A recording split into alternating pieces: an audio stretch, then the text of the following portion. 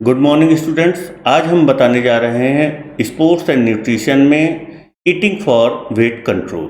पहले इसकी मीनिंग देख लेते हैं। एक stable weight depend upon balance between the energy you get from food and the energy you use. You use energy during the day in 3 ways। First, energy depend during rest, जिसको basal metabolism बोलते हैं। Second है energy use to break down food, जिसको कि thermogenesis बोलते हैं। Third है energy use during physical activity and exercising, जिसको एक्स्ट्रा एनर्जी बोलते हैं, जो कि आप आगे देखेंगे कि बीएमआई से यहाँ रिलेटेड है। It is calculated by taking person weight in kg and dividing by height in meter square।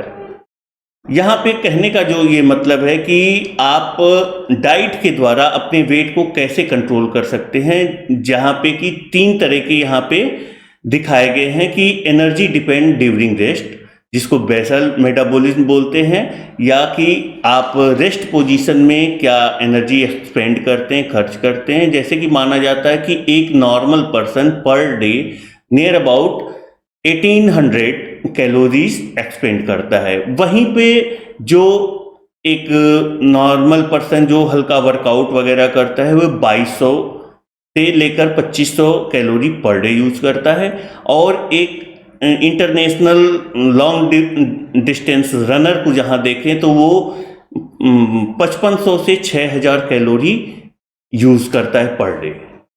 ये एनर्जी कहाँ से मिलती है? और ये जो आप डाइट लेते हैं उससे मिलती है, और जो एनर्जी हमारी रेस्ट पोजीशन में या बच जाती है हमारी बॉडी के अंदर, वो फैट में कन्वर्ट हो जाती है।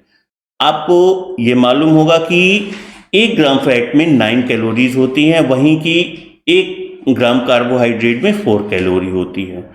तो जो हमारी कैलोरी बच जाती है तो वो कन्वर्ट हो जाती है फैट में, और जब हमें इस एनर्जी की ज़रूरत होती है या हमारी जो डेली एनर्जी है वो वेस्ट हो जाती है, तो फैट बर्न होता है और कार्बोहाइड्रेट भी टूटता है, और फिर वो हमको एनर्जी प्रोवाइड करता है। यहाँ पे बीएमआई से जो रिलेशन है, जो आपकी हाइट है उसके अकॉर्डिंग आपका वेट होना चाहिए। यहाँ पे 3 कैटेगरी डिवाइड की जाती है जो कि बीएमआई के अकॉर्डिंग होती है। फर्स्ट है अंडर वेट। अगर मेल का लें तो 18.8 से अगर कम है उसका बीएमआई बॉडी मास इंडेक्स, तो वो अंडर वेट में आएगा। अब 18.9 टू 25 तक अगर जाता है आपका बीएमआई का कैलकुलेशन, तो वो हेल्दी वेट में आएगा, यानी कि उसका वेट उसके हाइट के अकॉर्डिंग है। और इसके ऊपर अगर जाता है तो ओवर वेट में आता है, जिसमें कि 3 कैटेगरी होती है। फर्स्ट होती है ओवरवेट, फर्स्ट कैटेगरी, जिसमें कि आपका जो बॉडी मास इंडेक्स का कैलकुलेशन है वो अगर 25.2 से 28.8 तक जाता है तो वो ओबेसिटी की फर्स्ट कैटेगरी होती है। इससे ऊपर जो जाता है 28.9 टू 30 तक जो कैलकुलेशन आता है तो वो ओवरवेट के सेकंड कैटेगरी में जाता है। और इससे एबव जो होता है, जिसमें कि सुमो रेसलर्स जापानीज होते हैं, वो ओवर वेट के थर्ड कैटेगरी में आते हैं। अब इसके बाद देखते हैं tips for weight control. First है बैलेंस डाइट। आपकी बॉडी रिक्वायरमेंट के अकॉर्डिंग आपकी डाइट होनी चाहिए। अगर आपकी ग्रोथिंग एज में है तो आपको आपकी डाइट में प्रोटीन जरूर होना चाहिए, और प्रोटीन अधिक मात्रा में लेना चाहिए। प्रोटीन का काम है आपके जो डैमेज सेल्स हैं या आपकी मसल्स फाइबर हैं इनको इंक्रीज करना, या जो डैमेज टिश्यूज हैं या चोट इंजरी हो गई है तो वहाँ पे प्रोटीन आपकी जो सेल्स हैं उनको रिपेयर करने का काम करता है। सेकंड है इसमें फिजिकल एक्टिविटी। अगर आपको वेट कंट्रोल करना है तो पर डे आपको एक्सरसाइज करनी है, अपनी एनर्जी को एक्सपेंड करना है यानी खर्च करना है, जिससे कि आपके अंदर फैट कन्वर्ट ना हो। ठीक है। थर्ड इसमें देखते हैं अवॉइड जंक फूड। जो आपके जंक फूड हैं इनसे हमको बच के रहना चाहिए, क्योंकि ये आपके वेट को अचानक ही बढ़ा सकते हैं। ठीक है। फोर्थ इसमें देखते हैं eating lot of fibres food. जो फाइबर्स फूड होते हैं इनको हमको अपनी डाइट में इंक्लूड करना चाहिए और कुछ ज़्यादा ही इसका सेवन करना चाहिए। फिफ्थ है ड्रिंक वाटर। आपको मालूम है कि आपको डेली कम से कम 4 से 5 लीटर वाटर लेना चाहिए। अगर इसकी कमी होगी तो आपको डिहाइड्रेशन का या वीकनेस के शिकार हो सकते हैं। 6 है इसमें रेगुलर मेडिकल चेकअप। आप 6 महीने में या 3 महीने में अपने बॉडी का रेगुलर मेडिकल चेकअप जरूर कराना चाहिए। 7th इसमें अवॉइड पिटफॉल, मतलब कि यहाँ पे अपने डाइट से रिलेटेड जो पिटफॉल की स्टेजेज आती हैं उनको हमको बच के रहना चाहिए। लास्ट है इसमें अवॉइड फैट्स।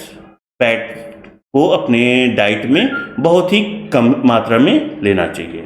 इसके बाद देखते हैं pitfall of dieting. An individual who is overweight wants to reduce weight and the starve for reducing weight, this causes serious health problem.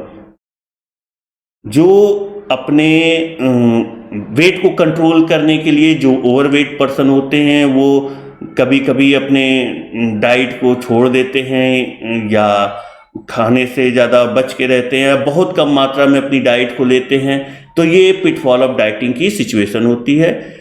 इसके कुछ कॉजेज हैं। फर्स्ट है इसमें स्किपिंग मील्स, मतलब कि खाने में बहुत कम मात्रा में लेना। External reduction of calories. Third है इसमें नॉट परफॉर्मिंग फिजिकल एक्टिविटी, यानी कि जो अपनी फिजिकल एक्टिविटी नहीं करते हैं उनको ऐसी शिकायत आ सकती है। फिफ्थ है स्ट्रेस। स्ट्रेस के कारण आप कभी कभी भोजन कम लेते हैं जिसके कारण पिटफॉल की स्टेजेस आ सकते हैं। सिक्स्थ है इसमें लो एनर्जी डाइट। जब आप लो एनर्जी की डाइट लेते हैं या आपकी डाइट बैलेंस नहीं होती तो उस सिचुएशन में आपको पिटफॉल की सिचुएशन आ सकती है। सेवेंथ है टेक लेस लिक्विड, यानी कि आप जो वाटर का यूज करते हैं बहुत कम मात्रा में करते हैं, तो ऐसी सिचुएशन में आपको पिटफॉल की सिचुएशन आ सकती है। नेक्स्ट इसमें topic food intolerance. It is that when a person has difficult in digest a particular food or when an individual cannot digest certain food properly।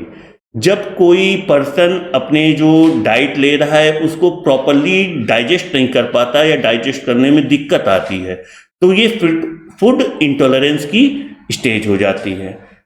कुछ लोग इसको फूड एलर्जी के नाम से भी जानते हैं, लेकिन ये दोनों बहुत अलग अलग होती हैं। Food intolerance lead to problem of digestion and food allergy is related to immunity system। यहाँ पे दोनों का अलग अलग, जैसे एलर्जी आपकी इम्यूनिटी सिस्टम से रिलेटेड है और इंटॉलरेंस आपके डाइजेशन से रिलेटेड है। इसके कुछ सिम्टम्स हम देख लेते हैं। फर्स्ट सिम्टम्स है वोमिटिंग। फूड इंटॉलरेंस के समय आपको हमेशा वोमिटिंग की सिचुएशन बनी रहती है। Pain of in joint. Second इसका जो सिम्टम्स है आपके ज्वाइंट्स में पेन बना रहेगा। थर्ड है हेड आर्च, मतलब सर दर्द रहना। फोर्थ है रस्ट ऑन स्किन, आपके जो स्किन है उनके ऊपर रसेज आ जाते हैं। अब इसका देखते हैं management. The person should meet expert doctor and follow the instruction as given by doctor or dietitian। अब इन टॉपिक से रिलेटेड कुछ होमवर्क तैयार किया है। फर्स्ट है इसमें write note on pitfall of dieting. Second question है what do you mean by food intolerance. Third question explain the eating habits can not control weight. Fourth है enlist the tips of weight control and last है what is BMI। Thank you very much.